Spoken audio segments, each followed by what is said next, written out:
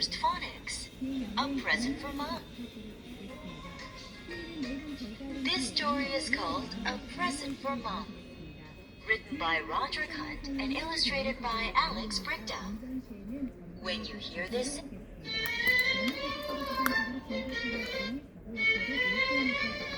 Stage 1.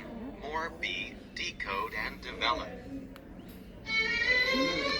Stage 2, First Phonics, a present for 正在关机，再见。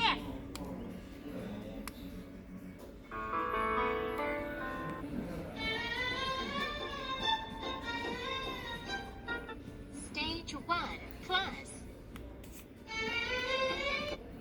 Stage 2, First Phonics. Stage 1. More B. Decode and develop. 正在关机，再见。